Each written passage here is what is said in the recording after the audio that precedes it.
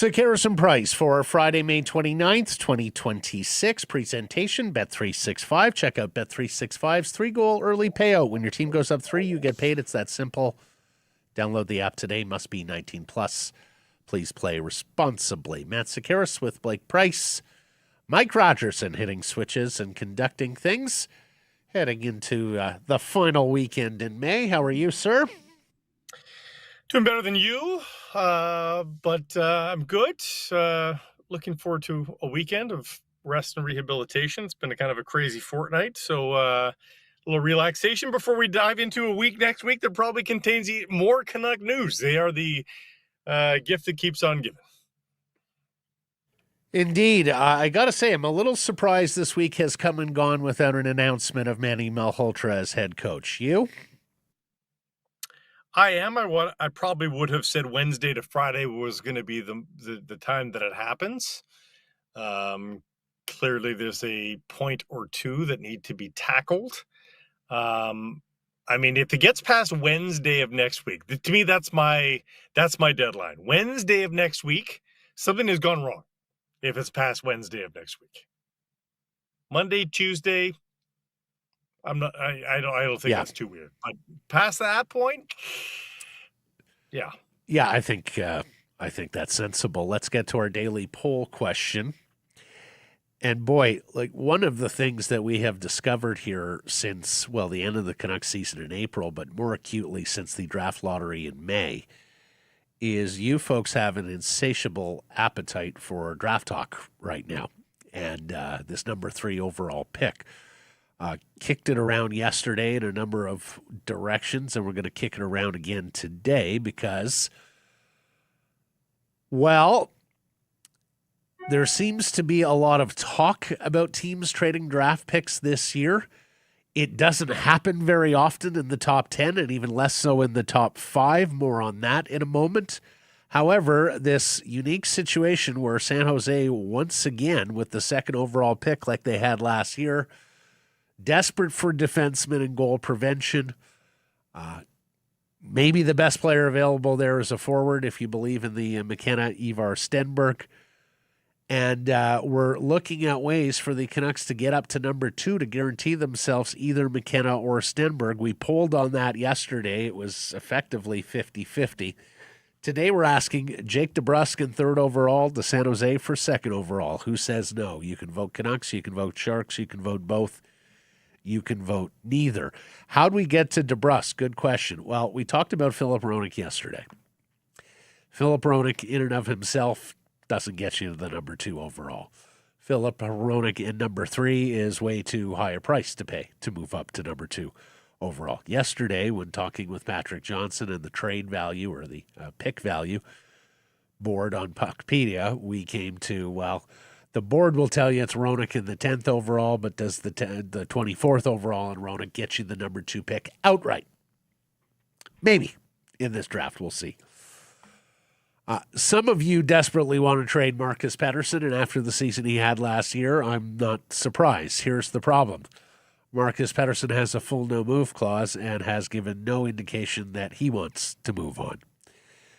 So that gets us to Jake DeBrusk, and it gets us to Jake DeBrusk because he has indicated a desire to move midway through last year, said he wasn't signing up for a rebuild, and the reports since then have said he'd be more inclined to stay in the Western Conference, of course, as an Alberta boy.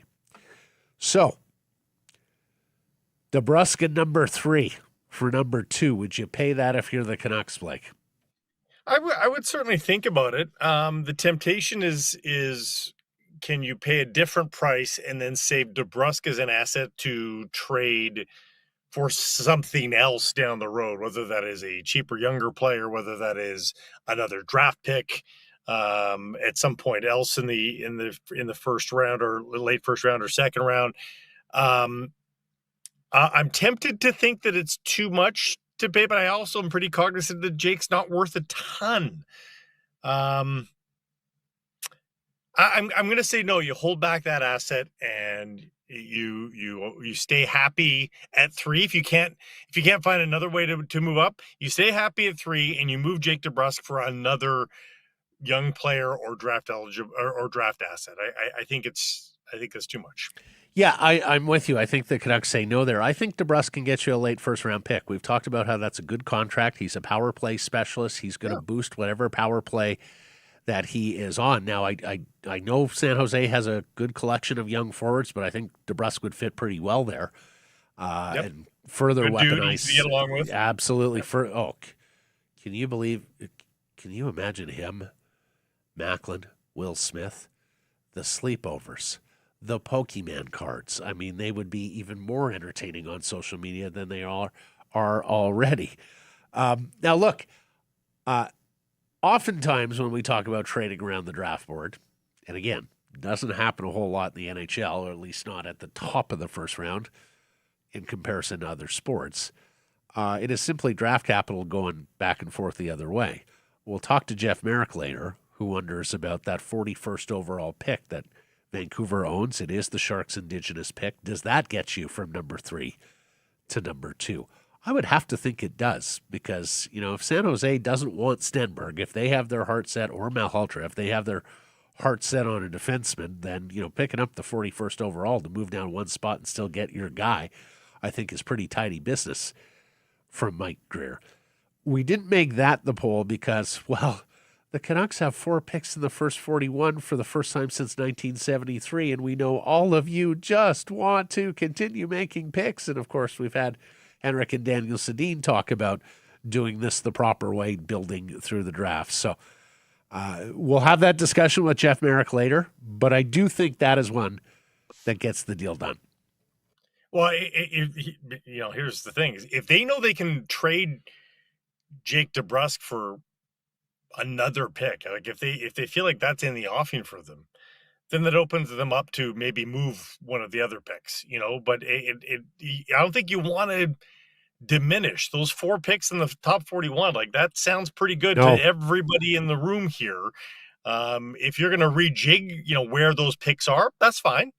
But I don't know that you want to get down to 3 picks in the top 41. That gets pretty pedestrian. That sounds more average rather than a rebuildy sort of, early round. So they've got to be careful of moves too that indicate less of an adherence to the rebuild, right? Like, you need a lot of lottery tickets. Yep. As much as getting your guy at 2 would be great, anybody else at 3 is really good as well. There's going to be a really good prospect there.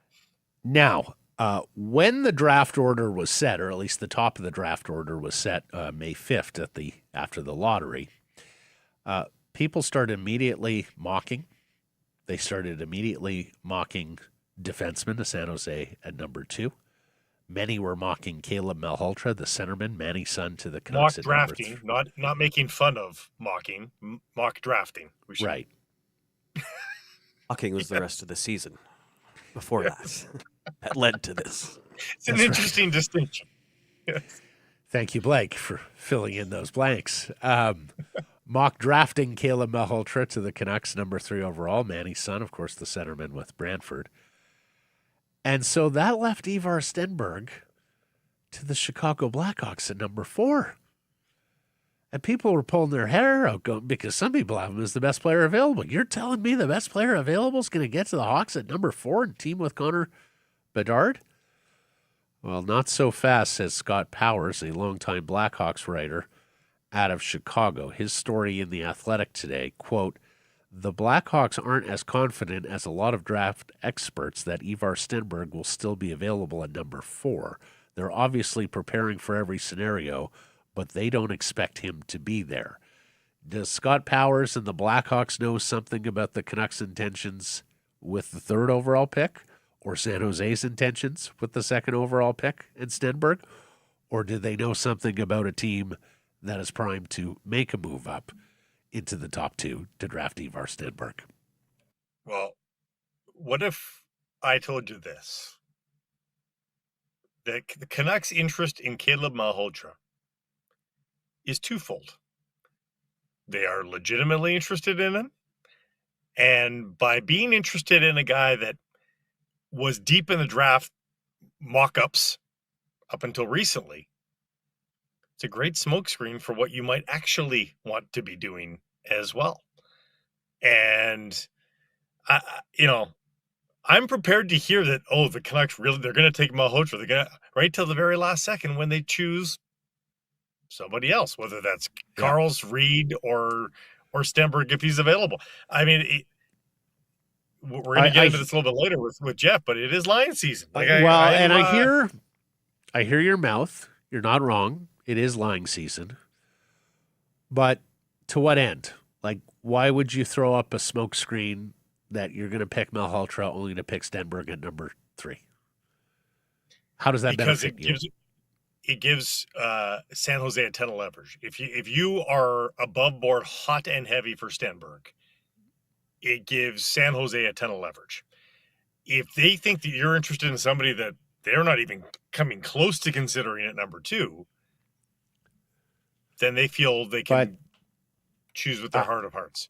I think the second you pick up the phone and call San Jose, they know the jig is up. Yeah, the jig's up at that point. Yeah. No, it's a game of chicken. It's you either make that call or you don't make that call.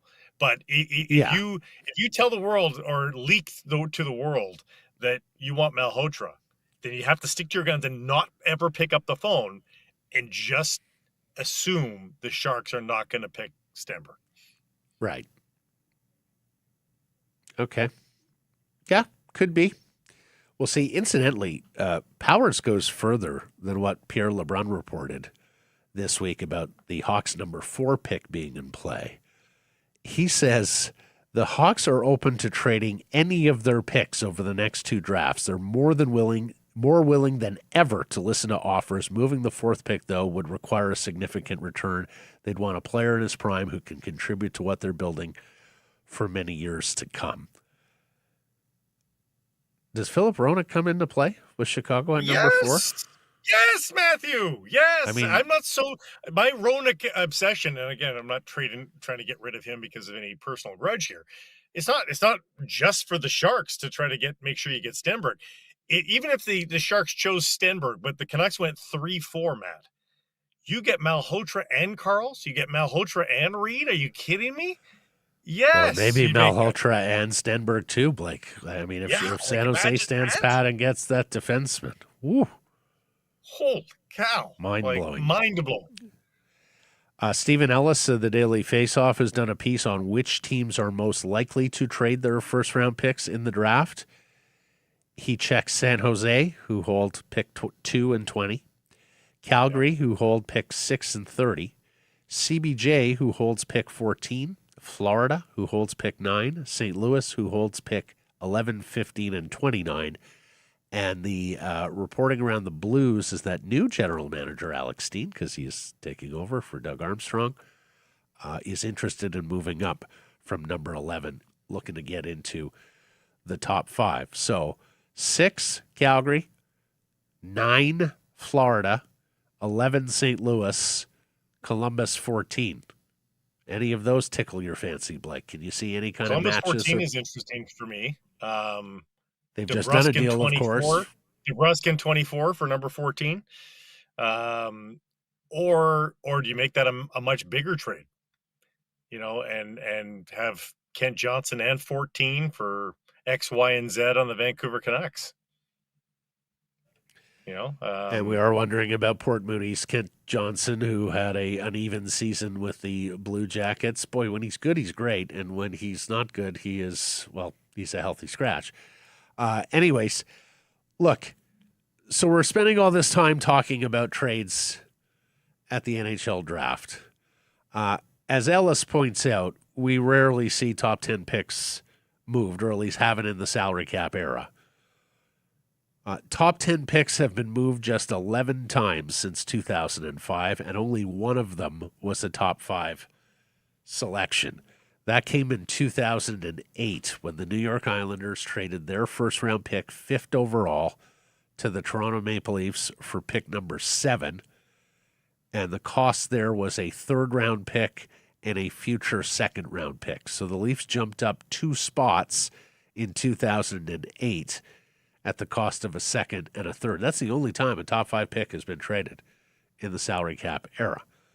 Now, once you get out of the top 5, you do start to see more trades, and oftentimes they involve roster players, or as Blake says, construct a bigger deal. 2012, Carolina moved number 8, Brian Dumoulin and Brandon Sutter for Jordan Staal, Pittsburgh.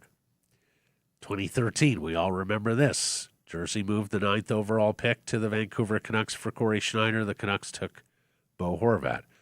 2017, Arizona moved 7th overall and Tony DeAngelo to the Rangers for Derek Stepan and Antti Ranta. And then in 2022, Ottawa traded 3 picks to Chicago, including number 7 overall for Alex DeBrincat. So I don't know if that is going to inform our view or have any bearing on what happens here in 2026, but the only top 5 pick traded in the last 21 years was a simple move down of 2 places, and it was the picks between 5 and 10 that typically fetch roster players. You're nodding your head. That makes sense to you? Yeah, exactly. I think the further you get away from 5, the more likely it occurs. And once you get from 10 to 15, even more so. I think about Boston with the DeBrusk pick, one of 3 straight for the Bruins there in the mid-teens. So, those ones become eminently more pluckable. And if I'm the Canucks, I'm kind of interested in the 5 through 15 picks as well, because I think it's a big group of players that are all one big chunk that are pretty indiscernible from another. Like, you think about a guy like Vigo Bjork, on a lot of people's mock draft, he's back in the mid-teens still, but coming out of his last 3 months, some people have got him top 10 now, top 6, top 8. So I think some even top 3. Some are making cases for Vigo in the top 3. Yeah, so it's a big blob there. Once you get past Stenberg and McKenna, I think it's a relatively big blob. And I don't know that you're you need to get top 6 if you're the Vancouver Canucks. I mean, if you can, sure. But if you have to settle for a 14th pick from Columbus, I think you're pretty tickled there too. Yeah. I got to say, I'm interested, especially after reading this Ellis article. Florida at number 9, Columbus at number 14. Yeah. Because, of course, those are teams that are trying to win. Like, Florida's taken the step back this year. Barkov missed pretty much the whole year, fine. But they're 2-time still reigning, defending Stanley Cup champions. I mean, we know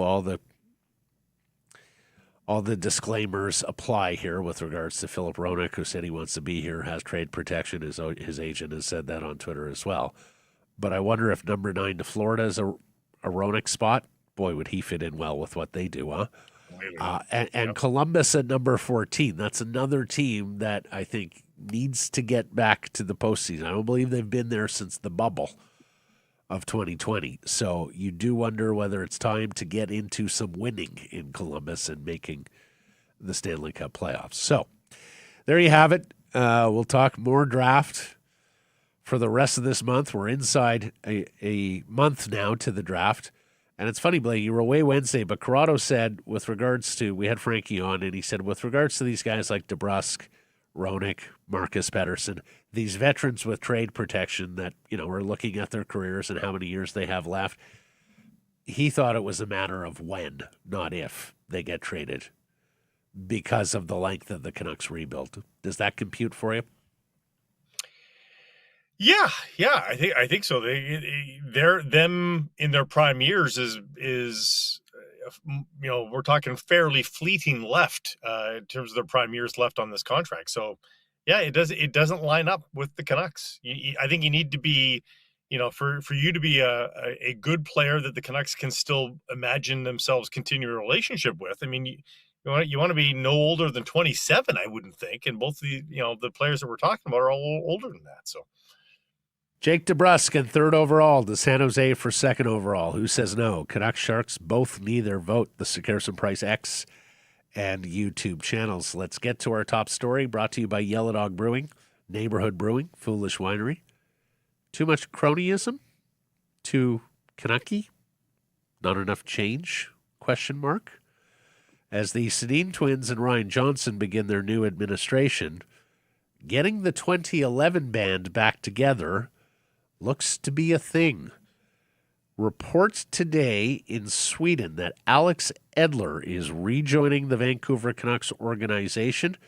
The franchise, one of the franchise's all-time leaders, of course, especially for defensemen, will be at development camp and seems poised to fill the player development coaching role that the Sedins left behind to become co-presidents of the club.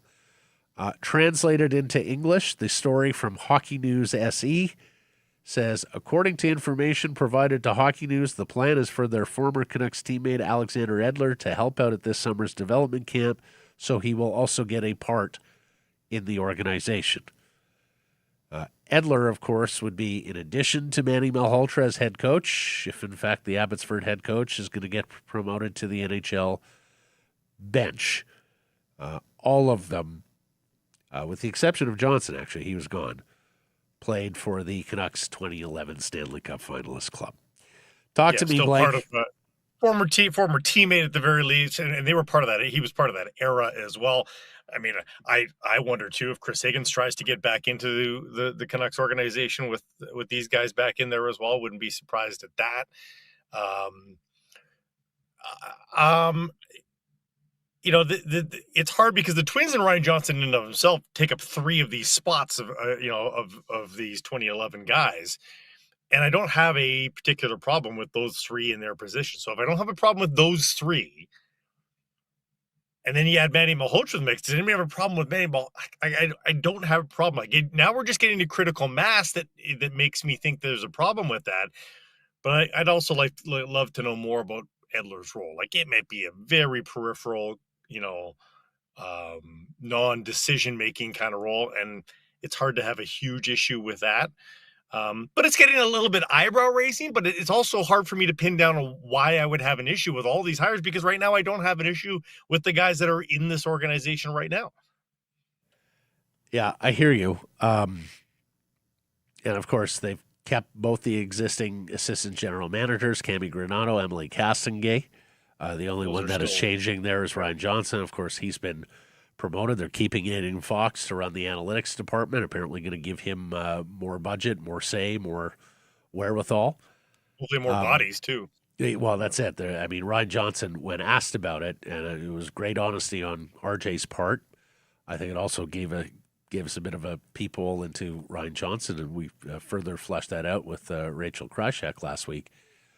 He's not an analytics guy by nature, and he knows he's not an analytics guy by nature, and so he really just sort of kicked the ball into Aiden's court saying, hey, what do you need? What resources can we provide to you? But, when I see, Blake, from Canucks fans and comments on social media, is that you have been one of the worst-run organizations in the league for 10 to 12 years. What is your aversion to new blood? What is your aversion to people who are from outside the Canucks family to come on in with fresh ideas, new blood, a different way of going about things than from what, and we talked about it with the Twins and RJ. They have only been a part of a franchise that, in a coaching or managing role, that has at worst been dysfunctional, at best been unsuccessful. Yeah. At what point are you going to bring some winners in, some people who have done some winning in other organizations and can say, oh, well, when I was so-and-so, we did it this way. Or, here's what we found in this market with this franchise and why it was successful for us. Do they have that sort of thinking in the organization? Well, there's still, not often do you put much gravitas on an AGM role. I think this last AGM hire is going to be very interesting. To tell us a little bit about whether or not they're going to go down the road that you're talking about. And I would love this AGM job to go to an innovator from outside, that brings new ideas, that is a little more analytics bent. Like, bring us a new voice. And I don't have somebody in mind, but I hope it's not an internal hire, and I hope it's somebody intriguing that brings a different perspective to the table. So I've never looked forward to an AGM hire per se. I can't remember uttering that sentence, but I am looking forward to this one because I think it's a relatively important additional voice that's going to be in that room with all the guys that we do know and gals that we do know. We have a super chat, Mike, you want to bring up here? It dovetails. Yeah. All right, this is Taylor, and folks on YouTube, that super chat button is always available to you. Hit it, make your donation. Half proceeds to the BC Mental Health Foundation. We'll make sure to get it on the program. Hronek 24th for the Sharks, second overall. How does San Jose say no? A guaranteed confirmed first pair defenseman with hoping on a drafted defenseman panning out. Yeah, and that would maintain the 2 first-round picks that San Jose has right now. It would be 20. The question is just whether or not they can do better than Hronek, Taylor. Like that's what you'll hear from most people, is that there are enough liquidation availabilities around the league that they can go a little bit more elite than Hronek. That being said, he's a right shot defenseman. How many right shots, Matt, now are peelable for that second overall pick? Like, I think that's a shorter list, and I think that's sure what helps the Canucks in this proposal. Well, it's funny you mentioned that because I was having this conversation on the golf course with some folks the other day who were talking about Hronek and San Jose and how it makes sense, and it absolutely makes a lot of sense, no doubt about it. But you're talking about peelable guys or guys who are available this summer. Yeah. There are some defense contracts. Our buddy Morgan Riley from West Vancouver and the Toronto Maple Leafs, Darnell Nurse potentially in Edmonton, that I think are coming at significantly lower trade costs than what Philip Hronek is coming. Now, are they as good as Hronek? Are they right-handed? All of those things come into play. So in some cases, it's going to be a Mike Greer and your staff, pick your fancy here, plus what's your stomach to give up good young assets as you're hopefully getting out of your rebuild and into the plus. Ristolainen in Philadelphia would be available. There's a right shot defenseman now. He's not under contract. Just a year or two younger than a lot of these guys, though, too, right? That's the other thing to remember. He's a nice age for the Sharks. Yeah, something Kesselring is going to shake out in Buffalo as they have some issues. Mason Lohrei in Boston, something he's going to shake out. Now, some of these guys are final year of their contract, so you're not looking about long-term pieces, or you're looking about contract extensions as a part of the trade or sometime after the trade. So I'm not sure there's two perfectly equal defensemen to sit side by side and compare. A lot of it's going to come down to what Mike Greer and his staff think they need, whether it's something more temporary, something long-term, whether it's right side, left side. They're awash in cap space, so that really shouldn't matter. Like, they would have the wherewithal to take on the big salaries of guys like Riley and Nurse. I got someone in my comments here today saying, what about Kevin Bieksa as part of the coaching staff? Is he still missing from Hockey Night in Canada? Where's Bieksa? Has that been I don't know. explained? Okay. Has not been explained. Does one beget the other here? I would love it. Yeah. One thing, if I may, who is the last team who put your camera on? We put a camera on you for this express purpose. There he is. Okay. There's the world log rolling champion. The last team that I remember really loading up on alumni was Edmonton for McDavid. They brought in a whole whack of the glory days, and it was a disaster.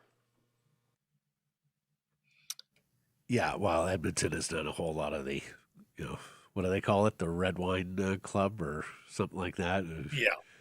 Gretzky, Coffey, all the guys who were there in the glory days who... I think for people that know, those particular Oilers did not really put in the spade work, I would say, to learn how to do this. And I think I've got a lot more confidence in the Sedin twins than I do in a lot of that Oiler alumni. And maybe I'm wrong on that. We're going to find out. But No, I think so. that would be RJ my and hunch. Malhotra too, right? They're all good character guys that we've got. Like, I think those were just superstars. Right. Yeah.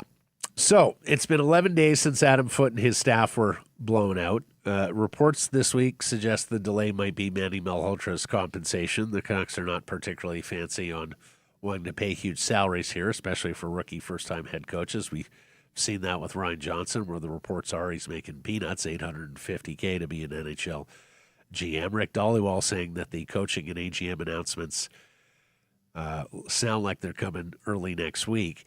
And you mentioned that vacant AGM chair that Ryan Johnson leaves behind, Blake. You mentioned, an innovator would do well to bring in someone from outside the organization, new blood, new ideas, and all of that. Of course, that's the one AGM chair where it doesn't really lend itself as much to innovation, right? Because you're running the minor league team. If you think that that's a like for like swap, like if you're telling me that one of Emily or Cammie's not headed to the Abbotsford seat, who knows? I'm not saying I know anything. I'm just saying I don't know that the two women need to stay in their particular roles. Let me just ask this question. Look, we love our ex-Canucks here in BC. They love their ex-Habs in Montreal and Quebec. They love their ex-Leafs in Toronto. How much is too much? Do we love them too much? Are we not able to objectively evaluate them outside of their playing days because we have such affection for them as players? Well, that's where I would say that I think we can objectively say, and I think interest from around the league backs this up, Ryan Johnson and Manny Malhotra are just good candidates. Like the rest of the league is interesting. Like they're just good candidates. So I think you got to throw them out a little bit in that they have done the work, climbed the ladder, and in case of Manny, left and come back. They're just good candidates. The Sedins is a gut play. That's as much as we know that they're great people and smart guys.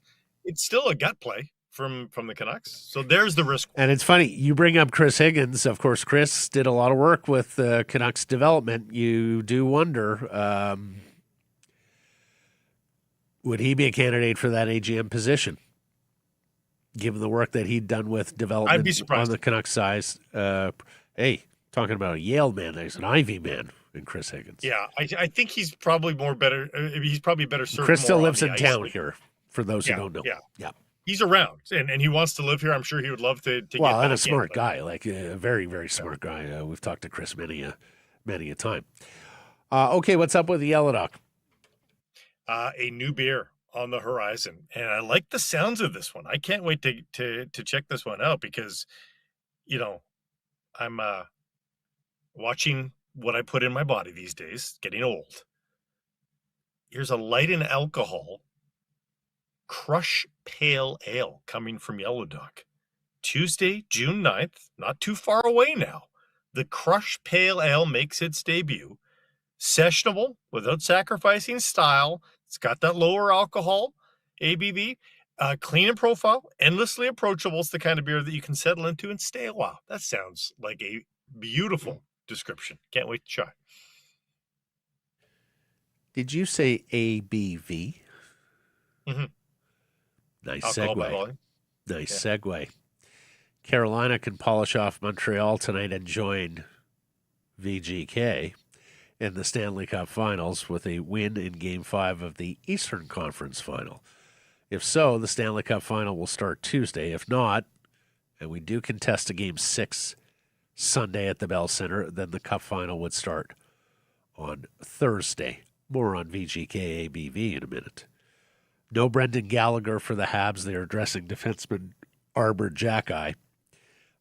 Crazy. Eric Engels, who does a great job covering that team, wrote about this today for Sportsnet.ca, saying, there's a guy there who bleeds the crest, a career Montreal Canadian who is the best thing about your organization during some low tide.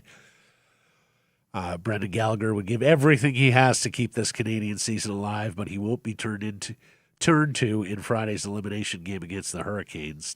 Ingles tells us why that might be a mistake, and we have heard Rob Williams and Jeff Patterson mentioned it earlier in the week. Is there a case to be made for, if you're looking for a veteran leader, Brendan Gallagher here in the offseason, who should come at low cost? He's got 1 year left on his contract and seems to be on the outs of that Marty St. Louis lineup in Montreal. Here's the ABV part, Blake. Mm-hmm. Front page story in the National Post today. High taxes are stealing Canadian Stanley Cup dreams. This is a new study from the Montreal Economic Institute that says the higher Canadian taxes are partially responsible for the country's 33-year Stanley Cup drought. The, quote, Sunbelt advantage reflects a consistent statistical relationship between taxation and performance, according to the story. So, the study looked at every hockey season between 1980 and 2007. And there was a 1% increase. For every 1% increase in local tax rate, it reduced an NHL team's win rate by 1.55 to 1.57 percentage points. They looked at other leagues, and they found that the NHL difference between tax rate and win rate was 2.5 times higher than the averages across the other major North American sports leagues. So here is more statistical evidence that the disparity in taxes in the National Hockey League, and of course some of these jurisdictions have no state income tax whatsoever, is creating a competitive imbalance. 5 of the last 6 Stanley Cup champions have come from states without income taxes, including Vegas and Nevada, which is back in the final this season. Colorado is the outlier there. Montreal, the highest tax jurisdiction in all of the NHL, Blake. But here's the thing about this year's Habs team. If you go, oh, well, what's the problem? Montreal's in the Eastern Conference Final. They are the youngest team left in the postseason. They are the youngest team this far in the postseason since the 93 Habs. So many of their players have not yet reached unrestricted free agency where they get to make the choice of where they want to play and how they want to be taxed. Matt, I've arrived at this with this story. It is not about the tax rate. That is not the main thrust. That is the seasoning salt on top of the decision. It is about sun and lifestyle. That is where people are going. They are going where they don't have to wear down jackets. These are often Canadian players. They get enticed by it. And the fact there's no tax or lower tax rates is like the straw that breaks the camel's back and says, yeah, we're definitely doing this. Because we have northern climes. You know, Washington and Tennessee have no tax. Washington is the one tax-free state in the U.S. that has not yet broken through. Nashville did make a Stanley Cup final in 2017. I know, but so Tennessee, Florida, Nevada, Texas have all broken through. But they're not a competitive juggernaut. All of the other ones, they are first and foremost Sun Belt countries that also happen to have no tax. If you're telling me that if somebody can look me in the eye and say, if Ohio was tax-free, Columbus would be a Stanley Cup winner or contender. No. If you're telling me that if Michigan was tax-free, the Red Wings would be better. No. People, they want to show up for work in their flip-flops. They want to be anonymous when they go to the grocery store. They get all of that with all those teams that you're mentioning. It is a nice perk that it's tax-free, but that's not the thrust of the problem. There's no way that if you took all the tax away out of Ohio, that Columbus all of a sudden becomes a destination. It just wouldn't. Nevertheless, Vegas can make it 6 of 7 Cup champions from tax-free jurisdictions should they win this season. Our friends at the Nation Network have you covered when it comes to the playoffs. Your ultimate playoff headquarters from expert shows, deep dive articles, Live social updates, analytics, fantasy insights covering every moment, the epic goals, the big hits, and the game-changing plays. One network every moment. Tune into the DFO Rundown or The Sheet with Jeff Marek. We'll talk to Jeff later daily for your playoff coverage fix. Okay. Oh, this is juicy. So the Bruce Cassidy Vegas Golden Knight matter reared its head yesterday in a big way. I was a little bit gobsmacked when I saw that Bruce Cassidy went on spitting chiclets to state his case, but he sure as hell did. If you don't know the story here, of course, fired towards the end of the season, Cassidy in Vegas, replaced by John Tortorella. They blocked two teams, the LA Kings and the Edmonton Oilers, from interviewing Cassidy. Now, this very much goes against NHL protocol. In the past, if you fire a head coach, you don't stand in the way of that head coach working and finding a gig somewhere else in the NHL. The fact that it's two Pacific teams in the same division as Vegas played into this. But as we've talked about, this could also be looking for competitive advantages outside of the salary cap, right? Kind of like state tax jurisdictions. That if Bill Foley's just happy to keep paying Bruce Cassidy to let him not coach a competitor, that would be a perceived competitive advantage for some. Cassidy, quote, "It's upsetting. There was two teams that asked. It's public knowledge now, and I would like to talk to them. I want to go to work. I'm a hockey coach." Kelly McCrimmon, Vegas general manager, on Overdrive in Toronto, quote, "It's only news because Edmonton leaked it, so this isn't something that came out of our organization. We've been forced to respond to it, which we did prior to our series against the Avalanche." Well, yeah, well, Kelly. That's such a bullshit answer. It is so bullshit. You guys know about it. That's the only reason why it's a story. Well, you did it. It's fact. Doesn't make it right. Doesn't make it right. So far, the NHL is standing idly by here, Blake. So far, I'm very surprised, but so far the NHL is standing idly by. The flaw in the logic here, too, is if you are so deathly afraid that Bruce Cassidy arrives on the shores of some other team and provides them such a competitive advantage, if that's how great you think of Bruce Cassidy's skill set, why isn't he your coach? You know, like if he's the rainmaker that you are making him out to be, we couldn't have him possibly, coach another team. He'll take him to the cup. Well, why did you fire him then? Like, it doesn't make any sense. The most delicious assertion I've seen on social media about this is they're doing this because they want him to be their coach next season. I've seen that too. Torts is only an interim. Torts' contract expires June 30th. Yeah. Like, is this a weird thing where they just how do you put the genie back in the bottle? They're like, now he's... I have no idea, but I hope they try. I think it would be delicious. Unreal. Only Vegas.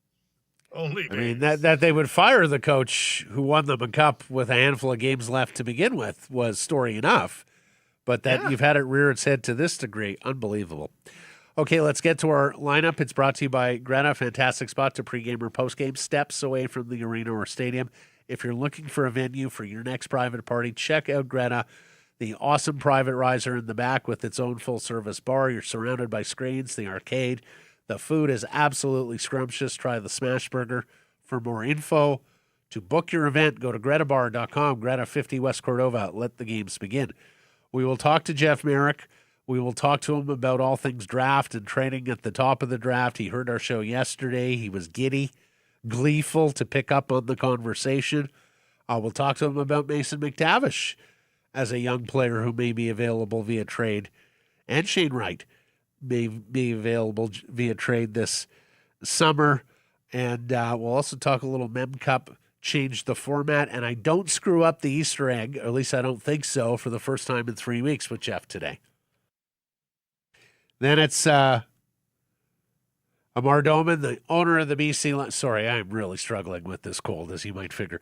Amar Doman joins us Saturday Saturdays going forward for the BC Lions look like they're going to be 4 p.m. starts for now until the remainder of this DAZN deal. We'll talk to them about the new media rights deal that the league signed with TSN DAZN yesterday. We'll also talk to them about the stadium matter and where the Lions sit vis-a-vis the Whitecaps, the pursuit of a new stadium, the continued existence of BC Place. We ask him that if the Whitecaps leave. So a good hearty discussion with Amar Doman as the BC Lions have a preseason game tonight, off next week, but the CFL season is upon us. Later in the program, we will talk about the Canadian men's national soccer team. That gets announced tonight. We'll talk about, John Gruden. We love Chucky. We'll talk about baseball, of course, Blue Jays, Mariners, Seas, the NBA and the new anti-tanking rules, and tennis, where it's looking really good for the Canadian contingent. Djokovic is out now, Blake. It's unbelievable. Did he lose in the 5-setter? Oh, my gosh. That's crazy. I'll tell you what. We're going to talk about the NBA draft lottery changes. Very innovative, very outside the box. Quickly back on the Vegas thing. You can't trade for coaches anymore, but maybe it should be standardized. You want to sign a coach that's under contract, you get immediate third-round pick compensation. That was the Tortorella compensation. Vancouver got a third. We're the last team to get a third, or any compensation. There's no negotiating. You can't put somebody over the barrel. There's no negotiating. It's just instantaneous. You want to sign somebody on a contract, third-round pick. I love it. Yeah. Time now for our Bet365 bets of the day. Canada, Finland, Switzerland, Norway. Norway in the semis of the World Hockey Championships tomorrow. You got to think the gold medalist comes from that Canada-Finland match.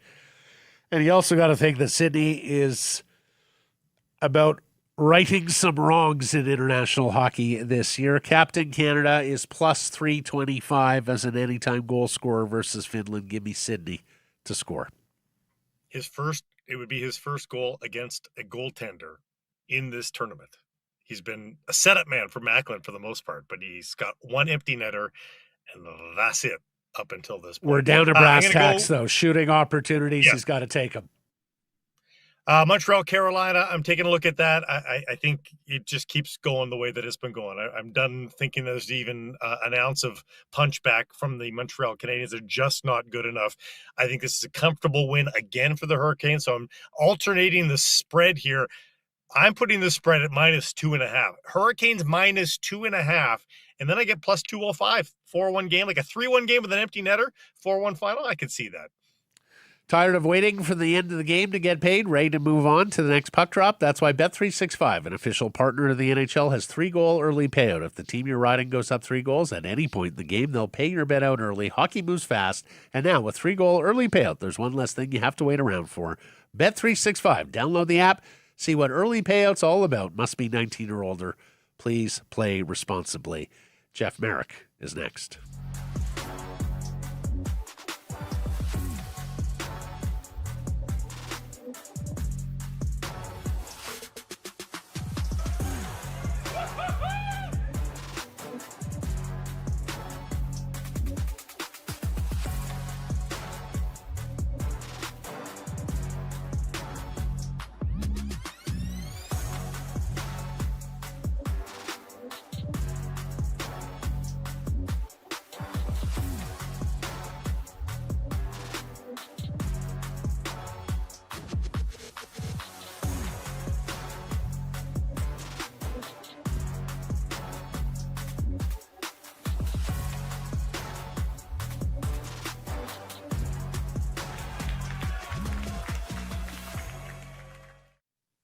Sick Harrison Price from the historic Wall Center. We're welcome in Jeff Marek of The Sheet daily here on the Nation Network, and we were very amused at the animation Berkey story of the 99 draft. We saw that got repurposed this week.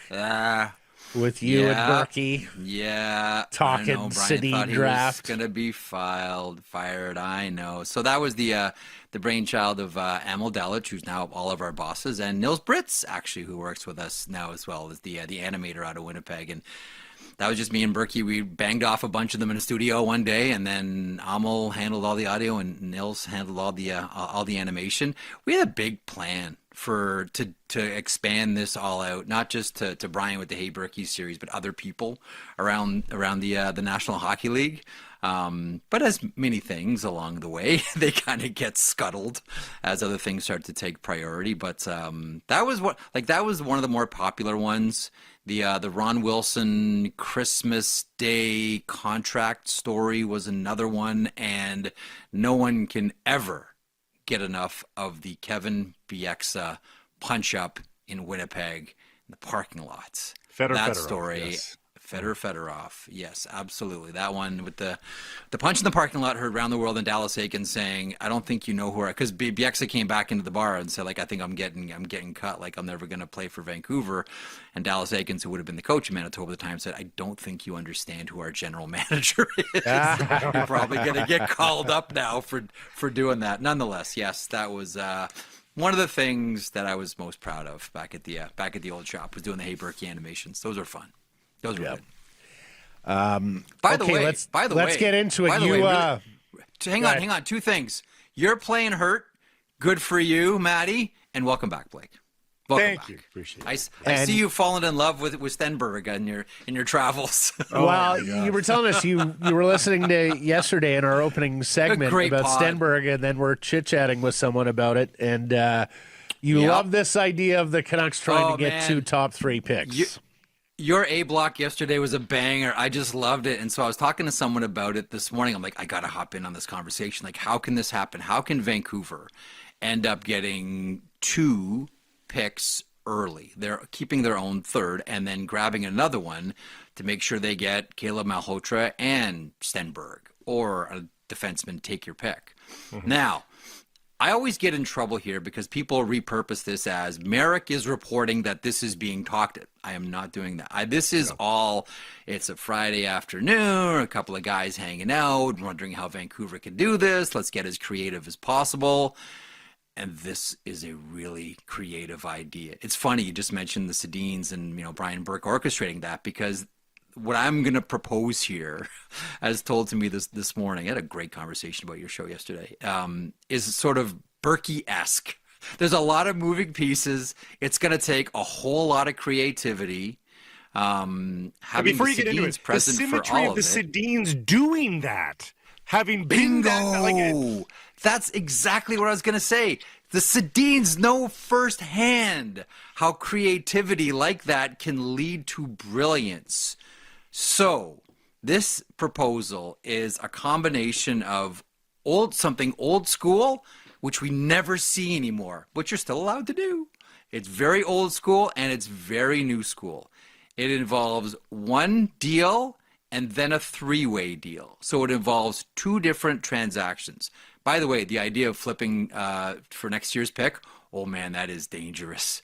Oh, when I heard that one, I was like, oh man, okay, no, for when you see what's Alexei Joseph and Landon Dupont, like, no. Okay, so the first part of this one, the first thing you need to address is San Jose, who hold pick number 2. So right away, what you do is, because you don't focus on the 2nd overall pick, you focus on the 4th. You focus on getting your guy with the 4th overall pick. So what you need is San Jose not to take your guy. You are still allowed to offer teams something not to take someone. When's the last time you heard a team say, we made this deal and the agreement was this team wasn't going to take a player? Okay? It would have been Brian Burke in 99 with you're taking Patrick Steffen if we give you 1st overall, but you're not taking one of the Twins. Bingo. Okay, so that's the beginning of it. So listen, Vancouver has San Jose's 2nd, I believe. Like, is that enough? And you go to them right now, and maybe they're not going to take Stenberg. Okay, maybe they're thinking Chase Reed, and all of a sudden Vancouver's calling and saying, "You want free something 2nd for free?" Round pick. Yeah, exactly. And it's free, but it guarantees you and gives you the peace of mind that all of a sudden, the first part is they are not, and by the way, this isn't Brian Burke that told me this one. Although it sounds very, as I'm going through this, I'm like, this sounds like Brian. This is like such a Burkey deal. So the first part you satisfy, which is you got to get San Jose to look the other way. Maybe they were anyhow, but this guarantees it. Now you focus on Chicago. And for Chicago, regardless of what anybody there says, or the extensions or whatever, they need to be better next year. That organization needs to see the return on investment next year. The 4th overall pick does nothing for them. It doesn't. Maybe marginally if you a player who may play a little bit in his first year, but they need players right now. They need to be better. So the proposal was a 3-way deal. Here's what each of Vancouver, Dallas, and Chicago get. Okay, here it is. To Vancouver, the 4th overall pick, Ilya Lyubushkin and Ryan Ellis's contract. Right? I don't have to worry about getting to the floor here. This is cash, not cap. To Dallas, again, there's trade protection around Filip Hronek. We get it. But if you can work with that and say, listen, you go to Dallas, you get an automatic raise, that perks people's ears up, especially when the team's going into a rebuild where he is. Filip Hronek, and that's the move to Dallas. Maybe the rights to Ilya Mikheyev, and you can sign him. To Chicago, who need to get better right now, Jason Robertson. And there has been noise out there about Robertson ending up in Chicago. Now, I know one of the things right away, you're going to say, well, hang on, how's Dallas going to replace the goals? And I asked that, and the response back was, maybe you go Moneyball with this one, and you say, with Hronek, you get your first pairing right shot to chew a ton of minutes, and it's not about replacing goals, it's preventing goals for Dallas. So 4th overall from Chicago to Vancouver, Ilya Lyubushkin, Ryan Ellis's contract. That's what Vancouver gets. Hronek and the rights to Mikheyev, and to Chicago, Jason Robertson. I like so much on it. Let's simplify it. Why wouldn't Chicago needs a defenseman too? Why don't you just take Dallas out of it entirely and send Hronek to Chicago? Sorry, you're saying Hronek to Chicago. Take Dallas out of the mix entirely. Hronek to Chicago. That's not going to be enough. That's not going to be enough. Filip Hronek was like a late 1st-round draft pick in the first place. That's not grease it. You'd have to grease it for the first overall. You would have to grease it a little. But this one is giving all these teams something that they need. Yeah. Again, it's massive, and there's a lot of moving parts. And the first part's got to be San Jose's got to look the other way, and you need to be sure that San Jose is going to look the other way. But that is an incredibly creative way to do it for Vancouver. If that's what you want, if you want those two players. But understand, taking on the Ellis contract is a liability, right? I understand it. That's Chicago. How much are you value. Prepared? Yep. I just heard the owner of the Vancouver Canucks saying everything to make this team better will be afforded to the Sedins and Ryan Johnson. Does that include dead contracts? Oh, it better. Does that include better paying Ryan Ellis's contract? And we talked about it yesterday, Jeff. I don't think we're in a world anymore where somebody's giving you a 1st-round pick to take on Sean Monahan's contract or Jake Wallman a 2nd-round pick to take on his contract. I think those are going to be few and far between with very few teams in salary cap hell. Yeah. But the liability of bad contracts and in packages can still very much be a thing. And so I love the creativity here. And we'll be sure to pump that out, Mike. Jeff Marek reporting a 3-way deal. Yeah. It's actually two separate deals. This being actively discussed right now. Expected to no. This is because your A block yesterday was so good. I'm like, I gotta be part of this somehow. How can this happen, and how can this be done as creatively as possible? for all the those years of podcast. working with Elliot, you know that we would I use know. Elliot verbiage here. What Marek is I hearing. know. That's. I know. Yes. No, I'm not. I heard this from one person who came up with this elaborate scheme to get the Vancouver fiction. Canucks what they want, based on the conversation between Blake and Matt yesterday on Secure Surprise. That's what we're here for. But a great, Conversation like, starter. it was fit. No, but that's it. Well- Like this is part of the again, like conversations like this are part of the marketing of the NHL and part of the marketing. I remember having this conversation with Damien when we worked together at Sportsnet. And this is back when he was doing draft lists, and he's wrestling over, should I have this guy at 12 or this guy at 14 or this guy at, and I'm like, essentially, Damien, like, it doesn't really matter. What this is marketing for the draft. Every team's going to make their own picks, and every team has their own list. What we're essentially doing is creating conversation around the draft. And you might want to do one of those like Alfred Hitchcock frozen dinner things where you make a deliberate mistake in there that lives in the back of someone's mind until they get home from the movie theater and they grab their frozen dinner and go, aha, that's what was bugging me, which is actually a great trick that Hitchcock used to play to make people think about his movies from the theater back all the way home. There was always one mistake that he would deliberately put in there. I'm like, it's never a bad idea to put that. Like, I remember Redline one year had, I think it was Andre Kostitsyn, like first overall. And I'm like, that's marketing. Right. Yes. We do deliberate That's marketing. we do deliberate mistakes as well, Jeff. Usually with you Yeah. in the Easter egg, or at least that has been the case the last couple I love of weeks. that. We will get there, but what prompted all Yeah. this discussion was the question: can the Canucks afford to let Stenberg pass them by? And that means, do you take him over Malhotra if they're both there at 3? And do you call San Jose to trade up to number 2? Look, what do you think? Do you think San Jose is going to be awash in offers for the number 2 overall pick? And do you think there'll be enough offers high think there'll be enough a lot. up the draft board where they can still get one of those prime defensemen? Everybody watched the World Championships, right? Everybody saw them. Like, and this is late in the season too, after playing with pros all year long. Everybody saw that. And not that you're going to base everything on that, but that's like your final look at this guy. I and it's think an important that sample, like, given the quality of competition, right? Like 100% it is. And listen, I thought your point, like yesterday on the podcast, about Gavin McKenna was a salient one. There's no guarantees that Gavin McKenna would have outscored Stenberg whatsoever. As a matter of fact, you'd probably make the argument that it probably wouldn't have happened. And what would that do? Now, again, this whole conversation is predicated on, as you guys mentioned on yesterday's show, Gavin McKenna going first overall. I think we all believe that that's the direction the Maple Leafs are going to go, but we still don't know. Put it this way. If the San Jose Sharks want Reed at second overall, they can do themselves a lot of really good business here. yes, Because there'll be a lot of teams that'll want there'll be a lot of offers here for that second overall pick. And that's why, just even the idea of like, hey, do you want your second round pick back to promise not to take him is a pretty interesting one for San Jose. Get him now while they're doing their meetings. Get him now. Oh, free pick, guys. Free pick from Vancouver.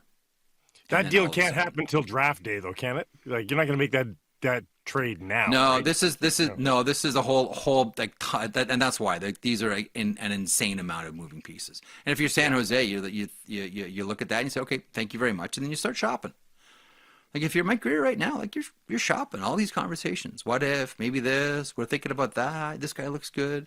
One of the great things about, like, there's a couple of times of the year, and there's none more so than the draft. Elliot would always make this point. Around the draft, that's when people lie the most. Yes. Like, bluntly. We talked about when this they earlier. Lying when they season. lie the most. Yep. Yeah, it really is. And I always ask every single general manager. It's always a great press conference question, too, because it gets some interesting answers whenever a new GM comes in. Would you lie to make this team better? The real answer is yeah. Yeah. Who wants to admit that at a press conference?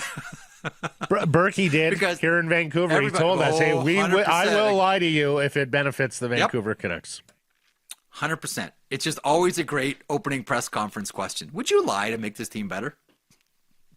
Welcome to the market. 100%. 100%. Anyway, so I think Steven- I think it's a great conversation, and yes, I do think San Jose will be entertaining. Let's plenty get of you to us. So break let down, me- 'cause you've been a Malhotra fan. Yep. You've seen a lot more Malhotra than we have. Mm-hmm. Like, there are people that would say, do not go near Malhotra if Stenberg is available. How close is that in your Yeah. mind? The thing that you need to consider right now is you look at Stenberg and say, like, holy smokes, how do you pass this guy up? Right now, looks better than Malhotra. Again, what scouts do is they're not putting 18-year-olds in the league. In their minds, they're putting 23-year-olds in the league. Mm-hmm. Where do you see Malhotra at 23? Where do you see Stenberg at 23? And everyone is going to have a different thought on it, obviously. I have a couple of positional biases, one defense and two center. Those are the power positions. Not that, like, I'm not one of these, like, oh, never draft a winger high, like, forget it. Like, you're not going to, like, Alex Ovechkin and David Pastrnak can go right down the list, and Brad Marchand and Artemi Panarin and Patrick Kane, and go right down the list. You can still do very well taking a winger high. And it's going to vary from team to team. I just know that you can generally go farther with an elite level center, not an absolute, than you can with a winger. But again, if you're San Jose and you got Macklin Celebrini, and as much as you need help on the back end, this one's I gonna be a agree. tough one. I agree. Yeah. This one's going to be a really, really tough one to say no to if you're San Jose. Yep. And that's why I think the offers, like, even if it's Vancouver saying, do you want your second? I think if you're Mike Curry, you still say, I'll think about it. Stephen Ellis of the Daily Faceoff with a column today about just how rare it is to see top picks moved. There have been just 11 picks in the top 10 move since 2005, so basically one every 2 years. And only one of those 11 was a top 5 selection. Why do you Everybody think makes their picks. Why do you think Everybody NHL makes their general picks. managers don't work draft boards like you see in the NBA and the NFL? It's not a very creative space, and it never really has been.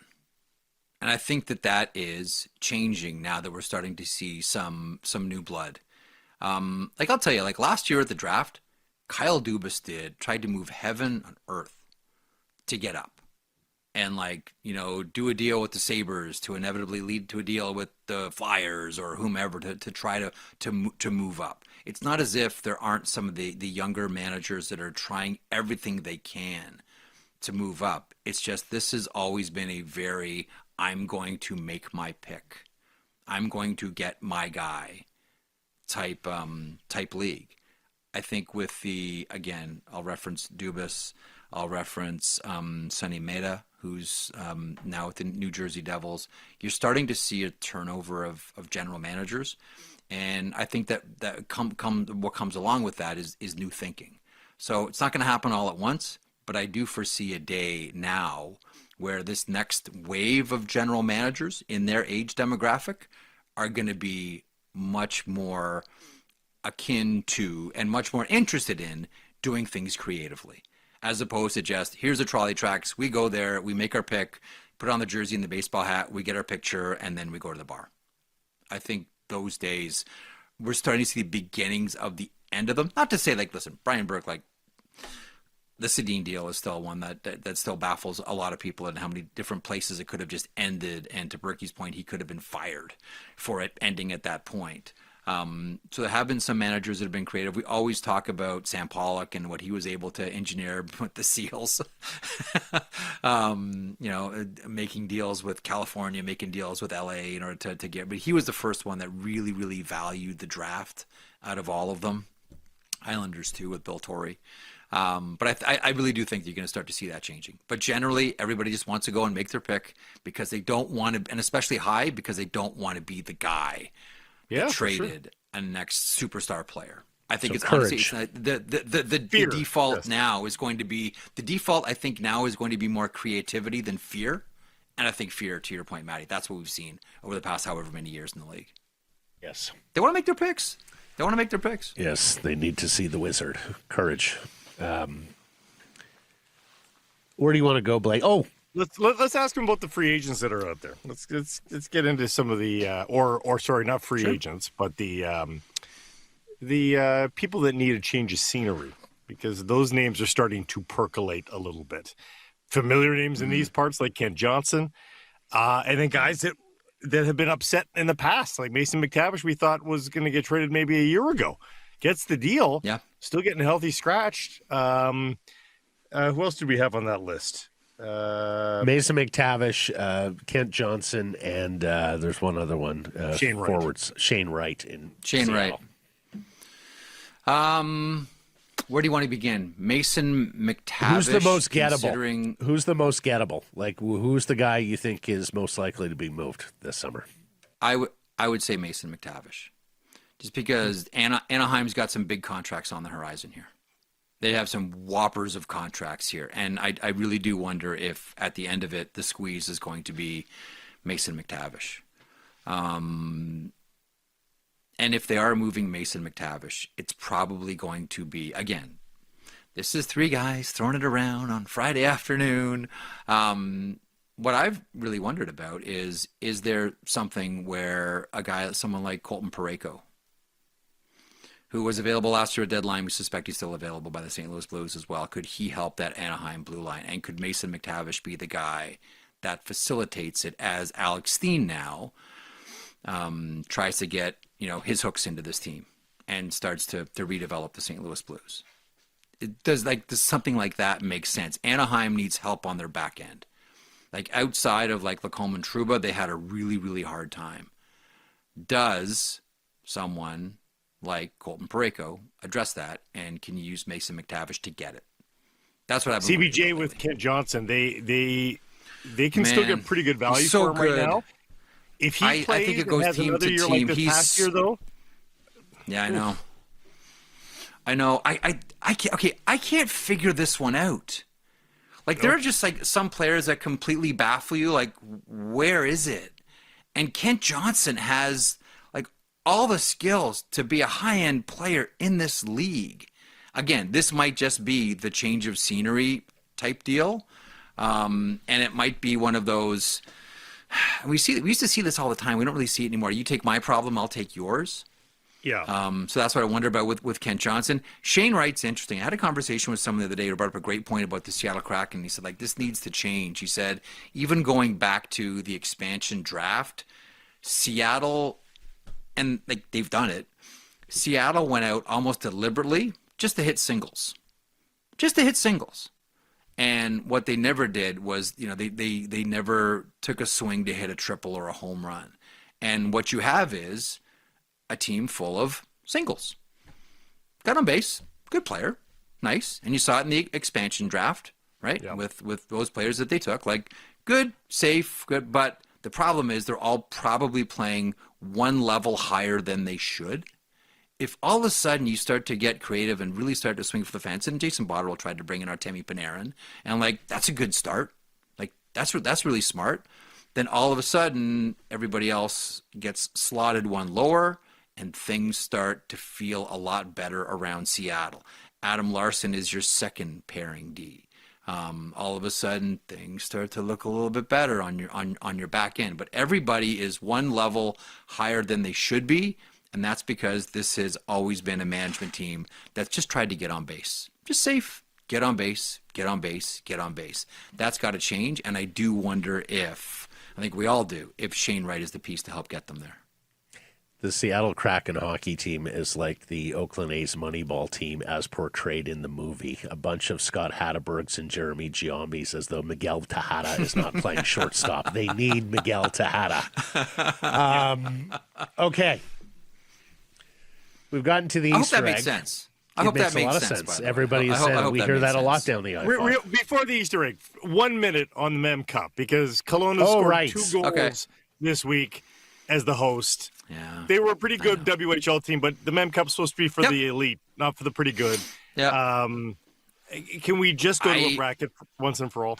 Put it this way. There's more conversation around it now than I've ever heard. And it's always been talked about.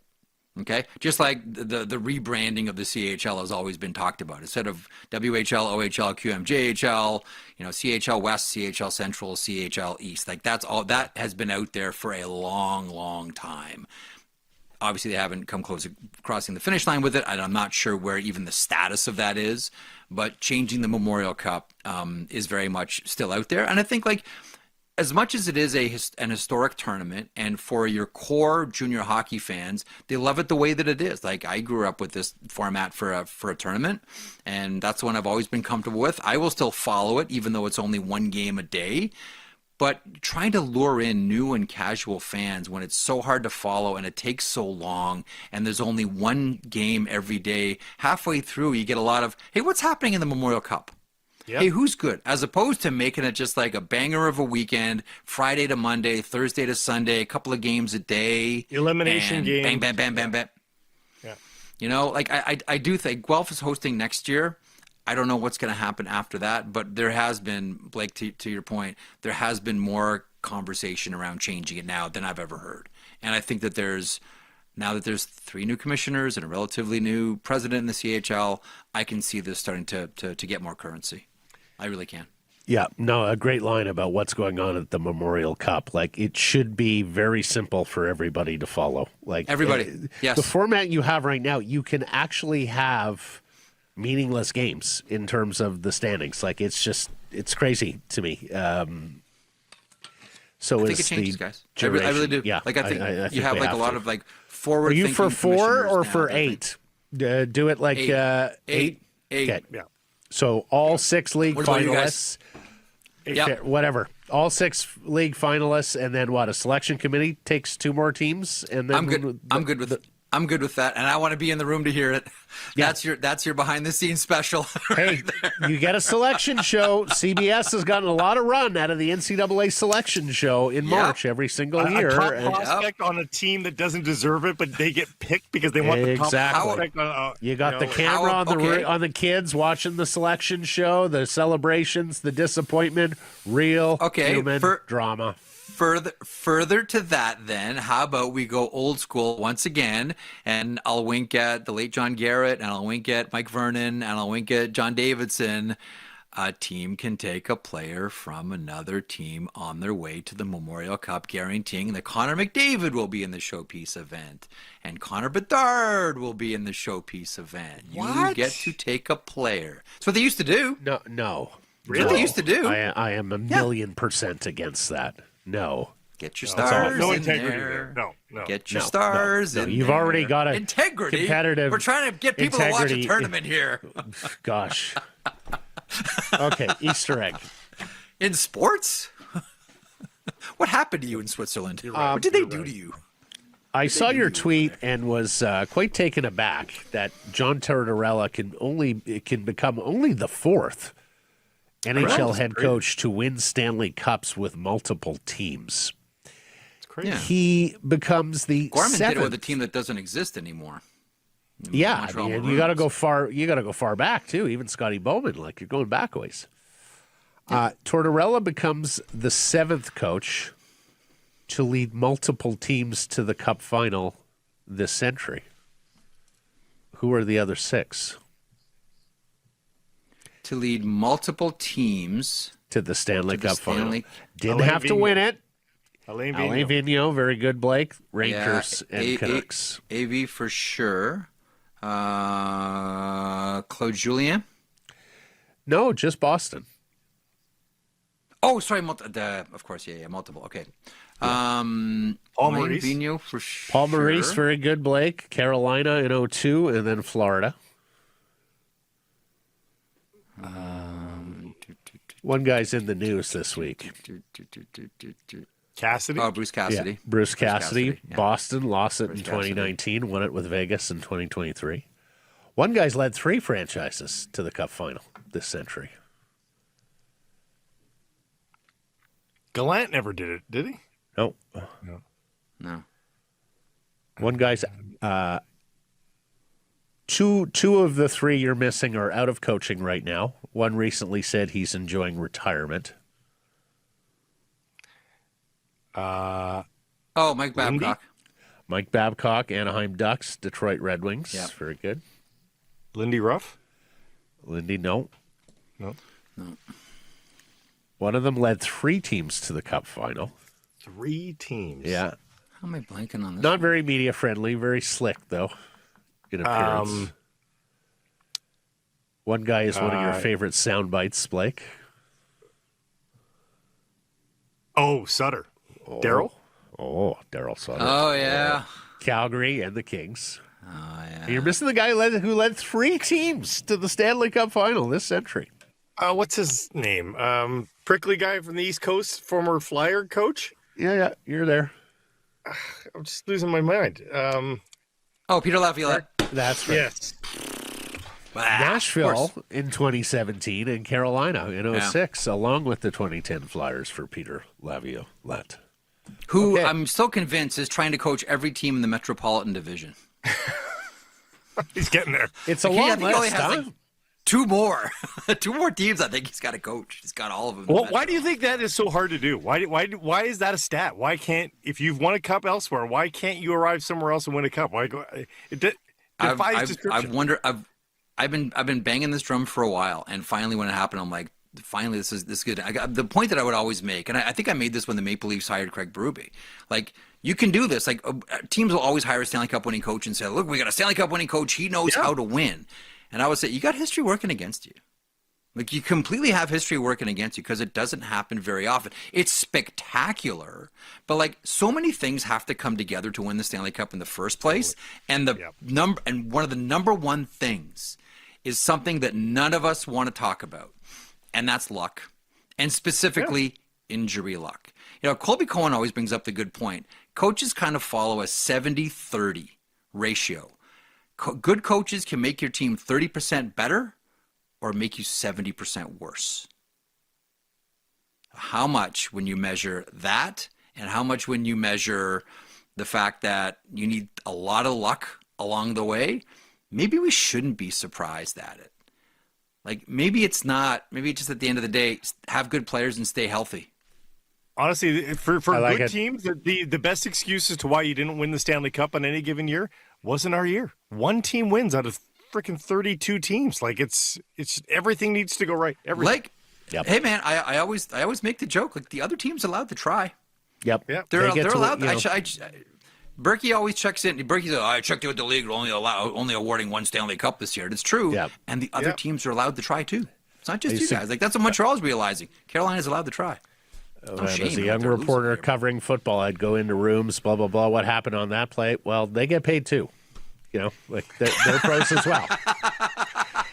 Right. Thank you, sir. Have a marvelous weekend. Check Okay. out Beyond the Crest, Jeff's junior hockey series going coast to coast The here. Reeds. Look at Kelowna, that. yeah. We go Kelowna. We did Everett. We did Penticton. All the episodes. Are they all out now? I hope they're all out now. They're all out. They're all Beautiful. out. They're all Check it out.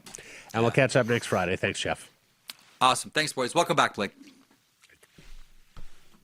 Sick Harrison Price from the historic Wall Center, while getting very exciting around the Canadian Football League, not just this season, but beyond after the huge announcement yesterday. Joining us now to discuss is the owner of the British Columbia Lions, Mr. Amar Doman. Good to see you again, Amar. How you doing? Hey, Mark. Hey, I'm doing great, guys. Good to see you both. Would love your 2 cents on the media rights deal that was announced yesterday. Yeah, a pile of work went into that. I got to give Stu Johnson a ton of credit. And, you know, the deal that's come out of that is not only good for the CFL's longevity, but expansion of eyeballs, you know, catching up with the rest of the world with DAZN. The YouTube thing is going to be big. It really, you know, kind of calculated through a whole bunch of different changes. And I think we really came out with something not only, again, great for the CFL's long term, but let's also talk about, you know, the players, more money, all this stuff that's going to come over time, more viewership, you know, some adjustments that, you know, some fans are going to, you know, complain they have to pay for a subscription for this and that. That's just the way the world is now. If you ask a kid today who's growing up, that's just what's there. Us guys are like, oh, we have to pay for something, but it's minor. And having DAZN's reach is going to be awesome. And of course, TSN's been a great partner and will continue to be so. It's super exciting and it's a monster deal. Yeah, what would you tell Lions fans about having to subscribe to DAZN now to watch you guys on Saturday nights going forward? That's the way of the times, and DAZN does the NFL ticket and all that different stuff. So it's just the way of the world. I think you guys know media very well. So you understand where it's, pay for services here and there. And I think DAZN, when things come out, are going to be very accommodating to the CFL to get everything started. And, it's for Saturday night football. They're going to have their own crew. So they're going to invest in their own team. That's a big deal. So they're not just going to simulcast someone else's like TSN's. They're going to do their own production. And that's a big investment for them. Yeah. And that's a big vote of confidence in the CFL. So very excited about it. Hey, it's just the way the times are. And it's a subscription world. It's just turning to that. So one more question on Saturday night from me, because I read it in the release, 7 p.m. Eastern, 4 Pacific. Does it stand to reason then that every BC Lions Saturday game going forward is going to be a 4 p.m. Pacific start? If I had my wish list out, that would be at the top of it. I love those 4 o'clock games here. They're awesome on Saturdays. So we're hoping so. This year, all of ours are at 4 o'clock until we hit the fall. So that's great. I think we have 3 or 4 this summer, starting late in the season. And I hope we can be part of that on Saturday afternoon or Saturday evening football. Amar worked for Major League Soccer. They went to Apple. There's been some speed bumps there. They announced some good news today, but there's speed bumps. There's a transition. I'm sure you and your colleagues across the league have to acknowledge there's risk here. Like there's a bit of a roll of a dice, and there's going to be a transition period. Everybody's ready and eyes wide open for all that. 100%. Stu, has thought all that through, worked with these leagues and, in the networks, I should say, pardon me. And, really, that one was a little bit different where it went almost 100% to Apple. And there was a lot of, where do I find this game kind of stuff. Mm-hmm. This year is, we're talking about a game a week in prime time on Saturday. So it's not going to be difficult to find the CFL regularly on TSN like you did. And then the YouTube thing can be pretty special. So kids can stream and do all that stuff on their phones, which is how they watch stuff today. So I think we've, done the best we can in this environment. And I think it's going to be great after a couple of years as it gets going and people get used to it. And more people are going to subscribe to DAZN anyway for other, stuff. And then CFL's on there. It'll be international. So if you're anywhere in the world, you can just quickly go to DAZN and you're watching CFL football. Want to ask you the geography question. We've been to Langford. Your thoughts on how that went? Sold out. We're going to Kelowna for the first 2 home games because of the BC Place World Cup experience. And then training camp in Kamloops, which is an awesome setup for a CFL team, but is it just too many years in a row in Kamloops? Do you have to get the team somewhere else in and around the province? As the late Bobby Ackles always used to say, it's not the Vancouver Lions, it's the BC Lions. Talk to me about Langford, Kelowna, Kamloops, and camp going forward. Sure can. So, let's talk about Langford. We really like the experience there in Victoria. It's my hometown as well, so I'm a bit biased having it on the island. But there are a ton of Deep Lions fans there, and they bring the kids out and the whole thing. And it's a very nice sort of community family environment on the island with our fans. And I want to thank them for their incredible support when we do anything over there. So, we'd like to take a look at Kamloops. I think, next year we're going to just review everything and have a look about the training camp situation. Kelowna, I don't think there's anybody more excited about Kelowna than me. All my friends are going up there. People have got places. That vibe up there, I hope you guys can make it. It's going to be special. And 2 regular season games too. Very excited about us embracing Kelowna. The mayor has been incredible. The local community, the businesses. It is going to be a very, very localized college feel event. That's going to be packed. It's going to be a hell of a party up there. So I'm very excited about that. But training camp, it has been a long time in Kamloops. We love Kamloops. There's not a negative to Kamloops except, maybe we've been there a long time. Next year, are you back in Kamloops? We haven't really looked at anything for next year yet. We're open. So I think, when the dust settles here and we get the season started, they'll start looking at some plans for next year. But it's not inked to be in Kamloops next year, if that's the question. All this noise buzzing around the Whitecaps and their relationship with BC Place, does it give you guys any qualms, any nerves about who we talking to, who's running this play, what's it going to look like? I mean, what you guys are sort of in this ether, watching this other story play out. What's your view of it? Yeah, it's a different league with different challenges, different fan base. We're just kind of focused in our lane to really promote the Lions, and we sympathize. We've got it's a tough arrangement in BC Place. BC Place does everything they can to help, but being a Crown Corp, there's only so much they can do, and we understand that. We're doing our best to work with BC Place. They've been excellent to us since we got in the league, and so we're just kind of beating to our own drum, seeing what's going on with them and on the Whitecaps side, and I hope that the team remains in town. We do not need to lose another sports team like we did the Grizzlies, and we want this team to remain here. I just think when you get into the kind of metrics that the MLS has grown into, it just looks challenging. And I think the type of dollars and being Canadian revenued here, I hope that this mystery group is going to put something together, because I think that's the last hurrah here if they're going to try and make the team stay. Wish them the best. One of the potential fixes that has been floated is that the Whitecaps take over operations of BC Place Stadium. Would you have any apprehension about that, Amar? No. But I don't think it's going to happen. I think even the Premier said that's not on the table. He just immediately cut off a reporter when asked that, and that's not going to happen. I just think it's a very tough scenario for the Whitecaps, and then they've got this big check being dangled in front of them. And let's face it, the owners have been donating a lot of money for a while, right? So when you add everything up, it's just a very tough scenario, and we wish them the best. Yeah, they're hoping to get a soccer-specific stadium somewhere else in the city. If that were to happen, BC Place loses its primary tenant. They play more home games than you.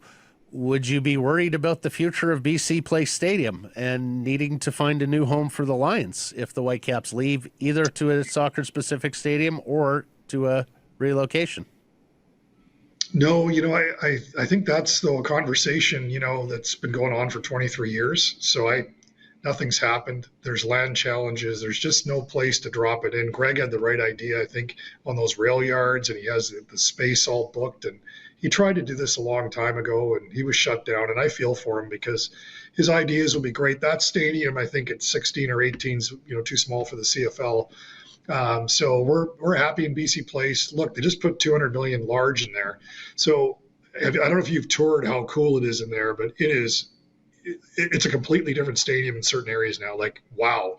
So I'm actually very excited about what they've renovated. I'm very excited about what we're going to be able to extend to our fans. Premium stuff. The guys are going to run through the tunnel like they do in Dallas. Like, there's some really neat stuff. So after 200 million goes into something and we're a tenant, I'm pretty happy about all that. We're going to promote the hell out of it. So I mean, even if they wanted to build a new stadium, it would be 5 to 7 years away before they'd open it.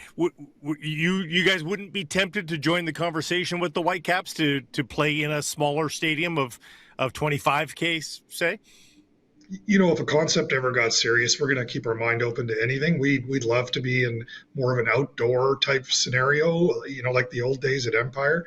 Something like that, I think, would be very, very cool for the fans because, we have a little bit of cold weather, but not too much. Same with the Whitecaps. So I think that would work for an outdoor environment in a really cool stadium. But, right now BC Place is home, and, this conversation's been going on for way too long. And sadly, the city and province here, it's just not galvanizing properly, and a team might leave because of that.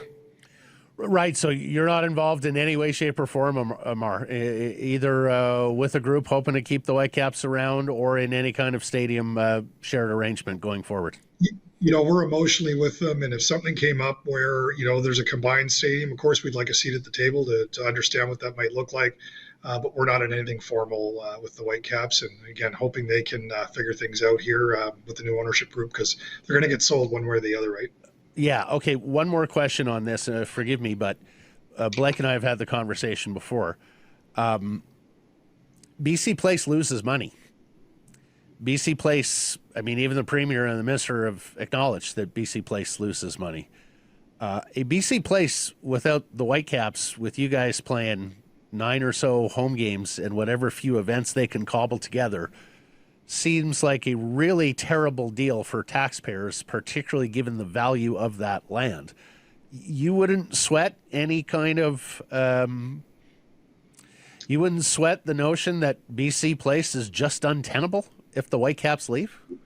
Well, they just put 200 million in. It's not going anywhere. So, there's no way they can, say we're going to close this. I mean, the land's worth billions, but we need a stadium here. So, if they do depart, I think that, opens up a lot of different questions if that happens. But we've also heard that it opens up a bunch of concert dates that they want that are much more profitable than Whitecaps games. So there's all this kind of noise going on that if they're here or they're not here, well, we don't, it doesn't really matter to BC Place because we can open up to all these other events that are blocked. So it's just it's an odd situation being Crown controlled that we're involved with, and it can be challenging being a private. Should it be privately run, Amar? Like, should there be people who are actually in the business of running stadiums, running BC Place? I believe so. Yeah. Yep. Yeah. Yeah, right. I mean, all the asks of the Whitecaps would be similar to yours. I mean, again, permanent sponsors, title sponsor. It could go on and on. Let's get to football. People think you guys are good this year. People think that you guys are Grey Cup favorites this year. Getting very excited about the team on the field. What do you make of that? Are you ready to, allow your management group to do everything they can to make sure that this is a Grey Cup season? I think they are doing all those things, and the team does look really good. The roster looks great. They've shored up some defense, and I'm really excited about this season, as I am every season, but particularly the way the last one ended, we're a few seconds away from going into the Grey Cup. So the players that remain, which is a lot of the roster, have that taste in their mouth. They want to get over the hump, get over the wall, and get into the big dance, but one game at a time. But on paper, you hate to say on paper, but there's a lot of experience now with a group that's stuck together. And when you look at championship teams, usually that produces good results. So, let's hope in Buck's second year here, he's been fantastic. Ryan Redmayden's been incredible on the roster side, putting things together, and it feels good. Let's see what happens when we get out there. I'm excited to watch the preseason tonight at 5:30 in Winnipeg. So that's going to be an interesting. A lot of the starters are going to play here, not like in Victoria where we had almost zero starters. So I think tonight will show a little bit of good offense and some of the defensive guys. And then we got a bye because of this odd schedule. And then we have the 2 weeks. So we have one game at Regina. We open up there, and then 2 home games in Kelowna, and then another bye, I believe. And then we've got another road game coming up after that. So it's a weird schedule to start with. Yeah.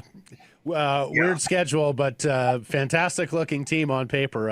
Wholeheartedly agree with you and Blake and the odds makers who like your team to lift a trophy. This has been too long, Amar. Got to lift a trophy here with this franchise, huh? Lastly, my man, and we're going to play some of the audio later in the program, but holy cow, does John Gruden know him some BC Lions? Mike's got some of the video here. Tell us about this, because Gruden did 7.5 minutes on your football club this week. Yeah, you know what? That was an unbelievable, I'm going to say historical count. Some of the names you brought up, Joe Cap. I mean, unbelievable narrative there that, 7.5 minutes, truly into it, truly cares. I mean, this guy knows his football inside out. And, when the Lions reached out, it was a strategy done from inside, and, it went incredibly well to help promote us. And some of the names, and Hatcher and Butler have played for Gruden, for the Raiders that play for us today. I mean, there's not anything you didn't know, and he's just rambling and rolling. There's no teleprompter there. He knows his stuff, and just an unbelievable guy. And I can't say more how well that went and what it's done for the BC Lions brand as well. It's gone absolutely crazy. I had some buddies phone me last night and say, I can't get those starter jackets. I want to buy 10 of them. And stuff like that's going on, which is really cool. So I've got to thank Riggs for what he's done there. And I mean, first class to get John on there. And then John just ran with it. Oh, the merch looks good too. So people should be heading to your team store for sure. to get a lot of that stuff. It looked great. So that was Rig Maiden. Ryan knew John. Is that how that came together? Okay. Exactly. Awesome. Good. Awesome job. Good. Awesome job. Look forward to the season. Thank you for your time here today, sir. Much obliged. Be well, Amar. Thank you very much. Go Lions. Secure Price from the historic Wall Center, the Nation Network studio, built by Arbor Lee. Tickets secured. Hotel Solve. Make the Wall Center your downtown headquarters for every big game, concert, rivalry night. See what's happening at wallcenter.ca. Well, just finishing up with Amar Doman, BC Lions, their depth chart for tonight's preseason finale in Winnipeg. Farhan Lalji reporting Nathan Rourke's going to play 2 series max with the first-team offense. It is a very young group on defense. And there you see, like, most of the first-team starters there on offense are going tonight. Yeah, a very young group on defense, though. Darnell Sankey and Deontay Williams, really the only veterans there. You see a couple of guys in the secondary, Russell Colden, who have been vying for jobs. Last chance to look at these hopefuls in the secondary and on the defensive linebacker as well. All-Canadian matchup at quarterback, too, as Taylor Elgersma goes for the Bombers. He's back from the NFL. Yeah, absolutely. See how he does. Was he trying out as a quarterback in the NFL? Yeah, he sure was. Yeah, he was. Green Bay. Yeah, sure was. Yeah. And more on the CFL's media rights deal from yesterday. So a 6-year arrangement that's going to pay every club nearly $9 million per year. The TV deal goes from $50 million to $83.3 million. So it's an additional $3.7 million per team per year. That is not chump change. Nope. Especially not in the CFL.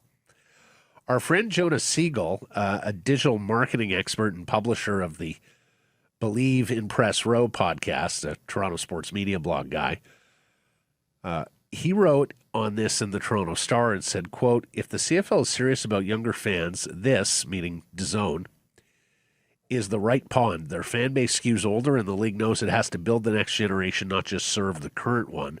He goes on to say, the point is that the CFL has decided to behave like a league that wants to grow, not just survive. And then later said today's announcement is not the finish line. It is the league planting a flag. I thought a very good way to phrase it, not just survive, but a league that wants to grow. This seems to have governed everything that Stuart Johnson is doing, Blake, with the rule changes and now taking the Saturday night games to DAZN and a streamer. Yeah, and you know, I think a lot of people will probably point to MLS as a failure and something gone wrong. And I think season pass was maybe the wrong idea at the wrong time for MLS. MLS today literally announced, though, that by removing season pass, they're up 62% for their viewership year over year. So, you know, like as long as you're not putting up too many fences, and they put up one too many fences with season pass, you know, I think it's possible this works. I'm not convinced this is a terrible idea by the CFL. No, I think it's risky, but I don't know that it's terrible. It's definitely risky, especially in combination with the rules, right? Because you've got a couple of things now that can alienate your core customer. I do think it will mean fewer eyeballs on Saturday night games in the short and near term. Sure, yeah. The question is, over the long haul, over the duration of this agreement, can you get new people to the yard over the 6-year duration of this agreement? And, you know, DAZN was quite enthusiastic about this. Like, they had been eyeing the Canadian Football League for some time. It fits very well with their program. Stuart Johnson saying it's premature to talk about if there's going to be a specific CFL package on cheaper DAZN. than the full package. That's right, but DAZN is evaluating the cost of that. I don't know, like, so I do like boxing, and DAZN has a fair bit of boxing. I do like the CFL. I don't know if this is going to tip me over the edge or not, Blake. You know, Saturday home games for the Lions, especially in the summer, if I'm not away, I want to be there. So I'm going to be in attendance. It would be the Saturday road games for the Lions. And then do I just want to have the inventory of, you know, CFL games on Saturday if I do find myself in front of a television? Yeah. My worry is, I said, you know, like if you're going to do this, the safest way to do this is to schedule a Winnipeg or a Saskatchewan game almost every Saturday and make sure they're feeding the beast, because I think those fans, even though they're older fans, they're not going to abandon watching the game. They're going to move heaven and earth, I think, to find the game. My worry is Montreal versus Toronto on a Saturday night. Like, people aren't going to jump through the hoops to go watch that on DAZN. So scheduling will be key. And the other thing, of course, is once you get into September and then in our case, October, NFL and National Hockey League are going, you're on a streamer on Saturday nights going up against those two. CFL ratings on TSN are very good. For those who don't know, it is a ratings juggernaut, has been forever. Are they down recently, in recent years compared to where they were? Yes. Incrementally.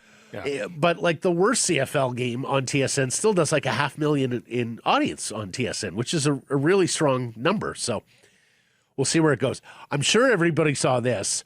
Either John Gruden is a very big fan of the CFL and the BC Lions, or he is a very quick study on BC Lions history.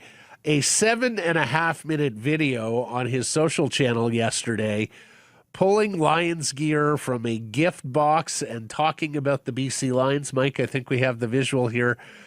He's talking about Lions past and present too. Like he's talking about Buck Pierce and how he remembers him at New Mexico State as a quarterback, how he had James Butler in Oakland. He's talking about Matthew Betts and his sacks and Justin McInnis and Keon Hatcher. And he's even name-checking like some of the legends, like Louis Pasaglia, Jim Young, Joe Cap, G. Roy Simon, Brent Johnson. Like, it's the BC Lions of the Canadian Football League.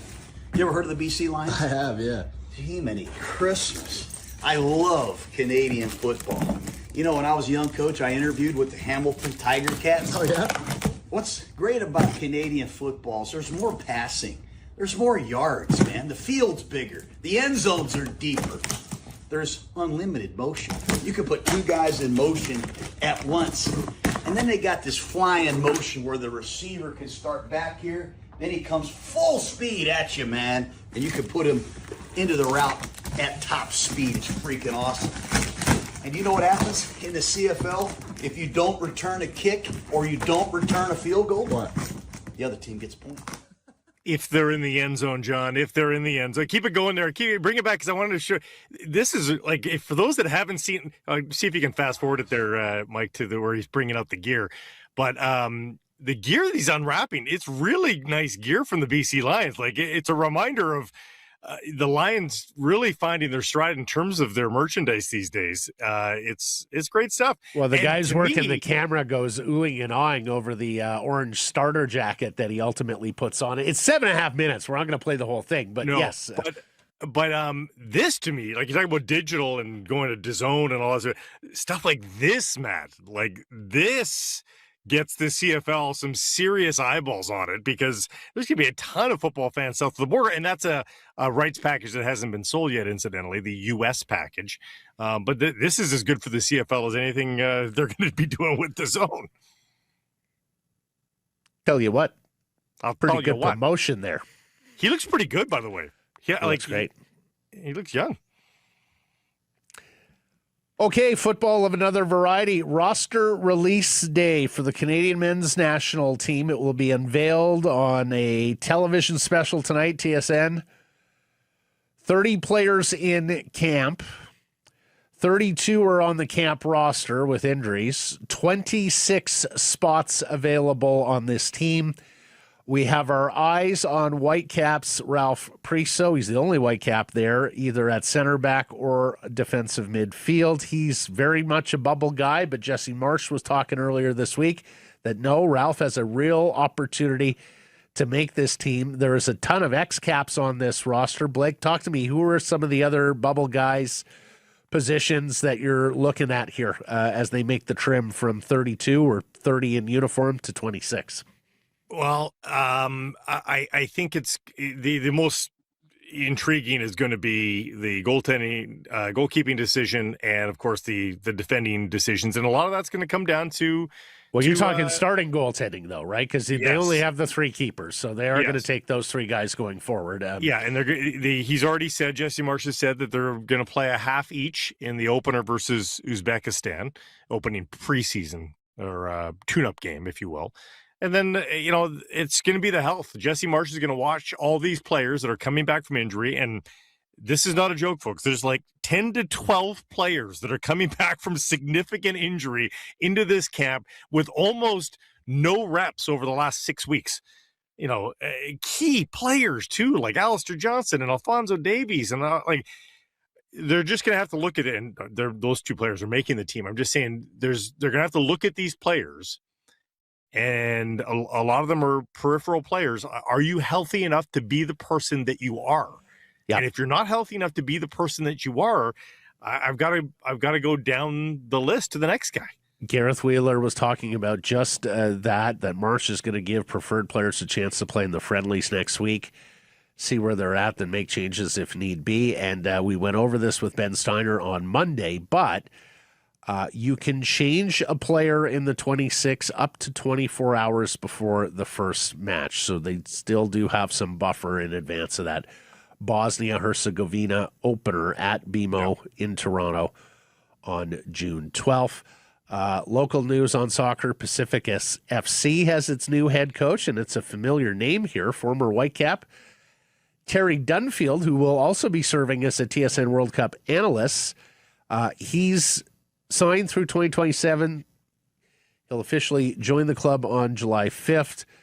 Pacific FC is last in the CPL. They fired their coach earlier this month. If you don't know Terry Dunfield, British Columbian, Vancouver guy, played briefly in the Premier League with Man City, capped 14 times by Canada, then to the MLS Whitecaps and the MLS TFC as well, where he played actually more in Toronto than he played here. Also ran the academy there for TFC. So we bumped into him at the airport the other maybe 3 weeks ago. Me and Dolly. He's also finishing a master's, I think, or a PhD in something. Like he's a smart guy. He's challenging himself, and hopefully he can improve the team. Well, he is most certainly challenging himself with Pacific FC when you look at their record. Adam Mako, the Canadian, Slovak, Irish pitcher, gets the start for the Blue Jays tonight against the Orioles. Of course, he was called up just last week. We've talked about this kid, former Vancouver Canadian, taught himself how to pitch on YouTube, went to the Vauxhall Baseball Academy in Alberta, was a Mariners draft pick, traded to Toronto in the Teoscar Hernandez deal. He's looked pretty good, actually, in his relief appearance with the Jays, so wishing him well. Jays won last night versus Baltimore. First place Mariners start a weekend set at home versus the Arizona. The Jays can be a 500 team if they win today. Dare to dream. Canadian, what? So that makes them the fifth team in the AL to get to 500 if they do.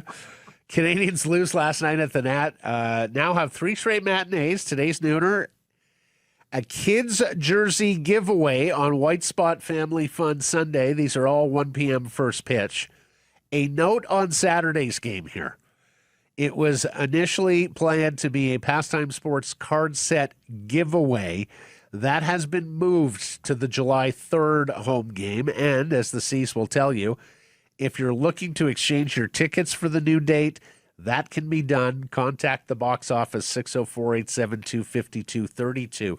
Exchanges must be done 24 hours before your scheduled game. Fun weekend at the ballpark. Top pitching prospect Nolan Perry scheduled to pitch Sunday with all those strikeouts. Get your tickets 604-872-5232 or CanadiansBaseball.com.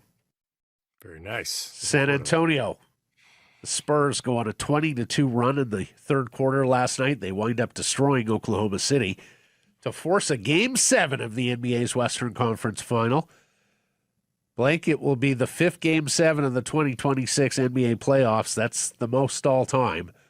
And the Knicks will become the first team ever to face 3 straight opponents coming off 7-game series in the NBA Finals.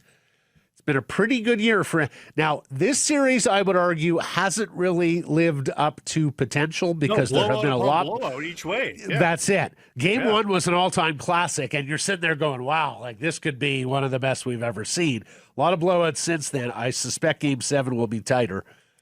And then it's a total experiment for the final, whoever gets there after a Game 7, with the Knicks having this road paved with gold of facing tired teams every single time. I mean, are we seeing the planets aligning for the Knicks to win an NBA championship?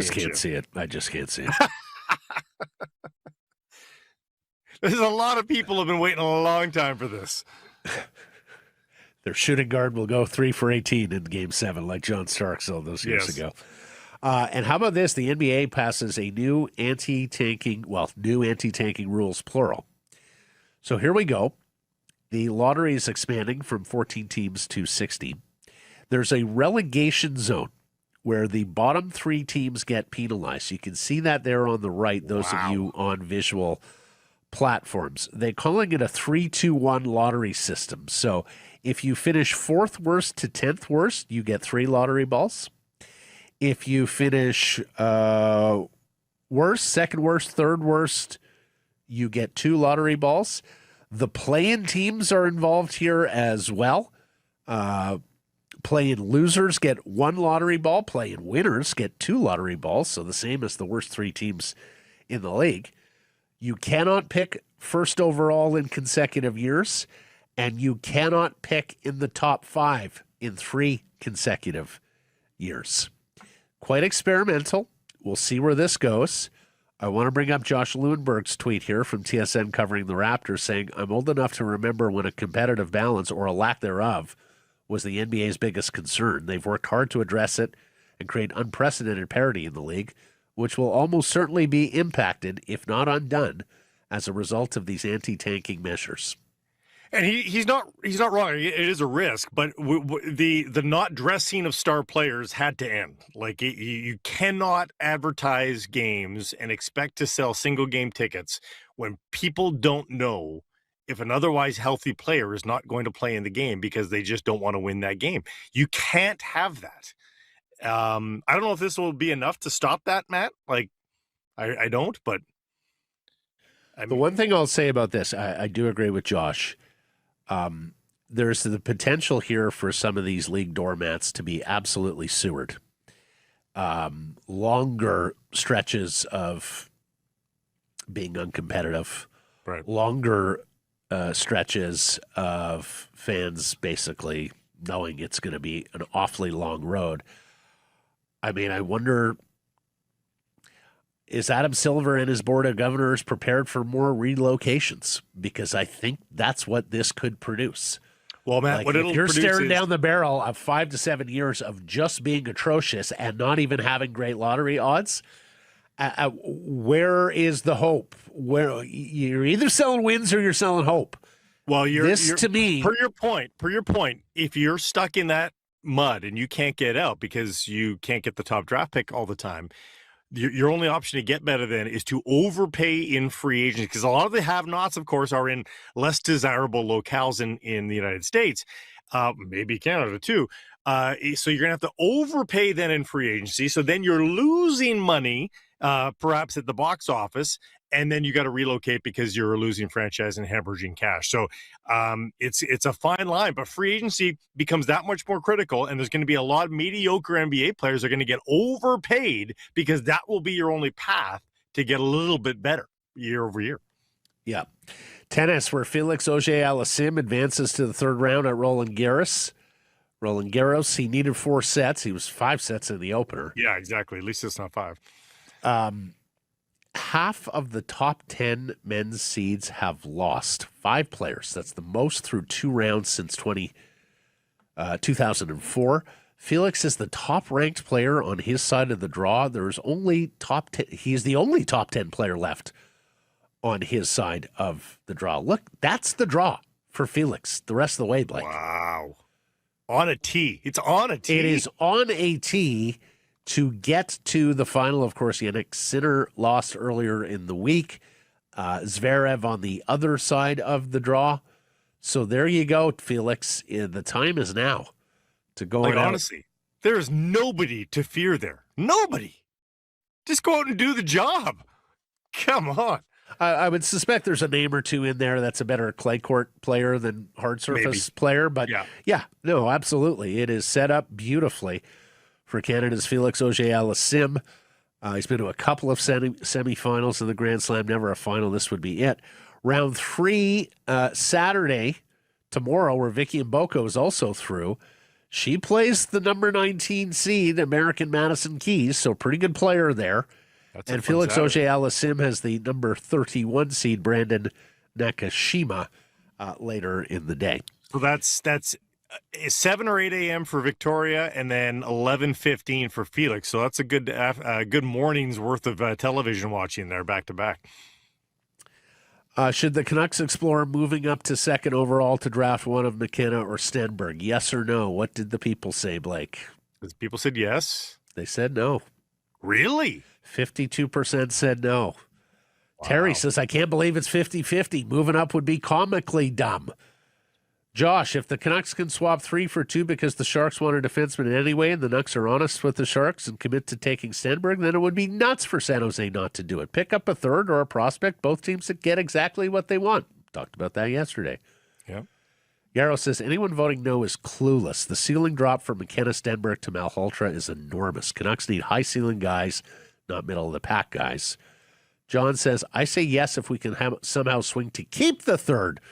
Roenick. And our 24th overall might do it, maybe even a forward. So basically, we have what you have been talking about, what many were saying yesterday. No, we want 2 top 5 picks. I did not have an error or an omission from yesterday, other than my condition, which is an error. And so it's an immune system error. Yes. Yeah, omission of vitamin C in the buildup, although I do take vitamin C every day, for God's sakes. Thanks for joining us, everybody. Thank you for bearing with me. Appreciate you spending some time connecting with the program. Please do subscribe to all our assorted channels, YouTube, and wherever you get your podcasts. Follow on social, X, Insta, Facebook, TikTok, YouTube, Blue Sky, live on many of those platforms, noon Pacific time weekdays. And, of course, do support the community sponsors you hear us talking about. Have a great weekend. Keep it local.